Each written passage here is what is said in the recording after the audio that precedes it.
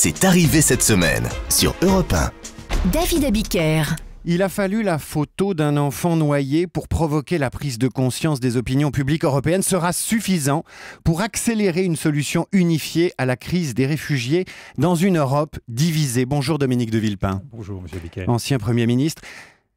On va parler des propositions de François Hollande et Angela Merkel dans un instant, mais d'abord, j'ai une curiosité. Je voudrais savoir ce qu'a suscité en vous la photo de cet enfant noyé sur une plage de Bodrum, en Turquie.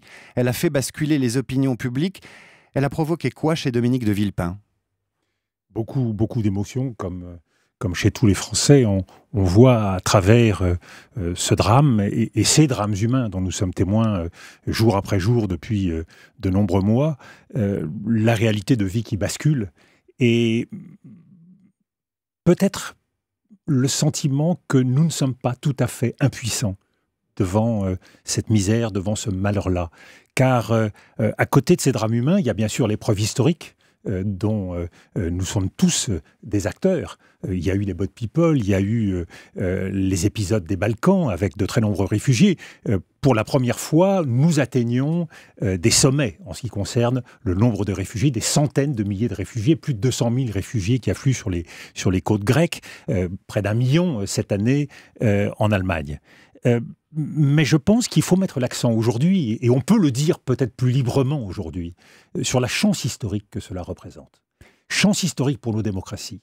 Chance d'un sursaut par rapport à des démocraties passives, des démocraties molles, des démocraties frileuses. Chance pour l'Union européenne de retrouver un sens.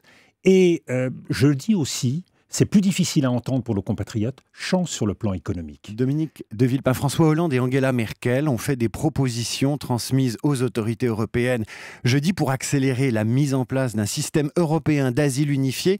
Je le résume en 3 mots simples: réducteur, accueil, étude des demandes et quotas ou répartition. Est-ce que ça va dans le bon sens? Est-ce que vous approuvez? Est-ce que vous encouragez? Cela va certainement dans le bon sens. Je pense que nous devons être le plus ambitieux possible face à ce drame historique. Il y a bien sûr à prendre en compte à tous les stades, car il y a une chaîne migratoire, la réalité des problèmes. Et ce, depuis les conflits. La guerre, en grande partie, on va y venir, est responsable de ces nouveaux afflux de réfugiés. Donc, activer autour des zones de conflit, des zones humanitaires, des centres d'accueil, c'est vrai en Turquie, c'est vrai en Libye, et faire en sorte que sur toute la route des migrations, qu'elle soit terrestre ou maritime, nous puissions, en quelque sorte, le plus tôt possible, prendre en compte ces drames en ouvrant des guichets, en accompagnant, c'est tout le sens de l'opération EUNAVFOR, de façon à limiter les drames qui se jouent en Méditerranée. Et puis bien sûr, à l'entrée dans l'Union européenne, dans la zone Schengen, avec des centres d'accueil et ce nouveau système d'asile unifié qui est très important. Il faut un droit commun. Et qui ne va pas faire l'unanimité au sein des pays européens. Parce qu'aujourd'hui, sur cette question, il y a 2 Europes. Il y a l'Europe centrale, la Hongrie, la Pologne, la République tchèque, qui sont en première ligne dans l'afflux de ces réfugiés. Et puis, il y a la France et ses voisins, l'Allemagne en première ligne. Oui, et y compris dans nos pays, il y a, on le voit on bien, va y venir au débat politique. On va y venir. De très fortes réticences. Mais sur cette France divisée, sur cette Europe divisée. Vous mentionnez la Pologne, la Hongrie, la République tchèque. Il y a là effectivement une peur du côté des pays du groupe de Visegrad. Nous devons les aider à surmonter ces peurs. Ils sont eux-mêmes de grands bénéficiaires de l'Union européenne à travers des aides structurelles. Il est normal qu'ils se joignent à l'effort qui doit être effectué. Il est normal aussi que nous prenions l'initiative. Et je crois que ce serait une immense erreur historique que d'attendre que tous ces pays soient d'accord avec les propositions qui sont faites. Je crois qu'il faut tout faire pour les embarquer, mais s'il y a des réticences... Comment embarquer un pays qui met des barbelés tout au long de sa frontière? Il s'agit dans un premier temps de faire de la Hongrie. Coalition des pays volontaires de l'Union européenne. Je pense qu'une très très grande majorité est aujourd'hui prête à prendre l'initiative. Ne soyons pas arrêtés en tant qu'Union européenne parce que 1, 2, 3 pays refuseront dans un premier temps de participer. Il faut donner l'exemple. C'est tout le sens de ce qu'a fait l'Allemagne. Angela Merkel, on le voit bien, ne savait pas très bien où elle allait, mais elle a fait le choix d'un humanisme, le choix d'une approche ouverte de l'Union européenne. La France a été à la traîne de l'Allemagne, selon vous? La France n'a pas été parmi les pays pionniers, comme l'Allemagne et d'autres pays du nord de l'Europe. Il lui appartient de reprendre tout son rôle, toute sa place, en particulier pour convaincre les autres Européens. L'accord entre l'Allemagne et la France est, à mon avis, une condition pour mettre en place un système d'asile unifié le plus rapidement possible. Dominique de Villepin, vous parliez des causes profondes de cette crise des réfugiés. Le point de départ de ces flux massifs de réfugiés, c'est la guerre en Syrie et peut-être même la guerre en Irak à laquelle vous vous êtes opposé il y a 12 ans et en Afghanistan. Comment faire pour arrêter cet exode si on n'arrête pas Daesh? Est-ce qu'il faut intervenir militairement en Syrie? Non. Non, et je le dis très fortement et très solennellement, nous avons déjà commis cette erreur-là dans d'autres circonstances, qu'il s'agisse de la Libye, la coalition internationale en Irak, et l'on sait tous que cela rajoute de très nombreux drames et ne fera qu'aggraver les choses. Ne l'oublions pas, une intervention militaire, c'est la destruction, non pas seulement d'un État, mais d'une société.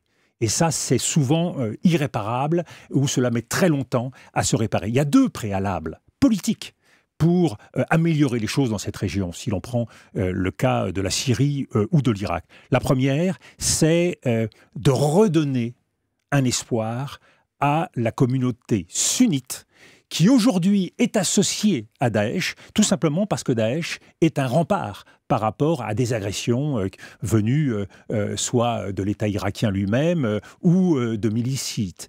Donc, première opération, faire en sorte que nous découplions les sunnites de Daesh, parce qu'aujourd'hui, ne l'oublions pas, Daesh bénéficie de soutien dans les territoires où ils sont. Et si Daesh élargit ces territoires jusqu'en Libye, dans le Sahel, constituant une véritable marque, c'est bien parce qu'il y a une réponse qu'apporte Daesh à un certain nombre d'attentes. Dominique de Villepin, c'est la deuxième, c'est long, ça va prendre du temps, cette diplomatie-là. C'est de la broderie. Mais ça va prendre du temps. Mais ça prendra moins de temps, et c'est toujours la logique du raccourci militaire où on croit, comme dans les romans policiers, parce qu'on a tué le méchant, que cela va régler le problème. Non, on tue un méchant et il y en a 10 autres qui prennent la place.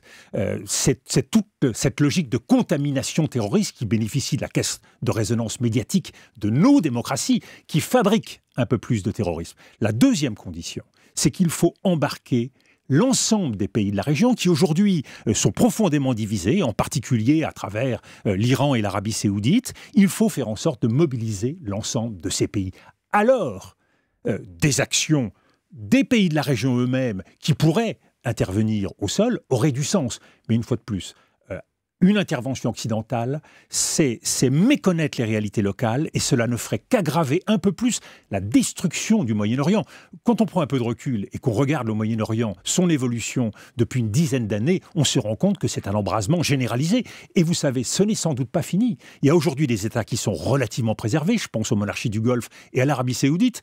C'est en cas d'intervention occidentale, voire en cas d'évolution tout court, peut-être la prochaine menace d'évolution qui concernerait ces pays. Dominique de Villepin, je voudrais qu'on revienne à cette fameuse crise des réfugiés. En France, le débat va s'installer durablement sur le moyen de gérer cette crise, même s'il y a un élan de sympathie dans l'opinion publique. Les partis vont se diviser, à commencer par votre famille politique, à vous, qui se réunit aujourd'hui même à La Baule. Que doivent dire les Républicains à leurs militants et aux Français sur la question des réfugiés? Parce qu'au sein des Républicains, il y a différentes sensibilités. Bien sûr, je pense qu'il y a là un travail essentiel à faire sur le sens de la démocratie et le poids de la démocratie d'opinion. Il appartient aux dirigeants politiques non pas de suivre l'opinion par un calcul électoral en se disant cela peut rapporter gros, de se mobiliser contre telle et telle initiative. Nicolas Sarkozy, par exemple, il prend ses distances avec les accords de Schengen. Il a tort ou il a raison? Qu'on améliore les accords de Schengen, à l'évidence, Schengen actuellement ne donne pas pleinement satisfaction, il y a certainement des leçons à tirer. Mais je pense qu'il y a un choix historique à faire face à la crise des migrants, c'est une crise sans précédent, c'est une crise historique, et qu'il faut se déterminer non pas par rapport à l'opinion publique aujourd'hui, mais par rapport à l'intérêt de l'Europe, de nos démocraties, et je le disais tout à l'heure, l'intérêt économique de la France. Nous savons parfaitement que des réfugiés soient formés, ils apportent un plus à l'économie française. Qu'ils ne soient pas formés, ils rempliront des tâches qui ne sont pas remplies aujourd'hui par nos propres nationaux. Donc, sortons de cette logique de peur qui pèse sur le terrorisme et qui nous rend souvent inopérants. Nous ajoutons des mesures aux mesures dans un millefeuille de mesures contre le terrorisme. Cela ne renforce pas la sécurité de notre pays. Dominique de Villepin, qui est le mieux à même de porter ce discours de raison, un discours assez balancé, assez chiracien, je trouve, parmi les présidentiables au sein des Républicains, Juppé, Fillon, Sarkozy. Mais tous, je pense que chacun d'entre eux doit se déterminer en fonction d'un intérêt général et constatons tout simplement que la société française bouge avant la classe politique. On voit les initiatives de Ville Solidaire, les associations, il y a là une très grande mobilisation, il faut l'encourager et c'est un élément d'optimisme aujourd'hui. Dominique de Villepin, merci d'avoir été l'invité d'Europe 1.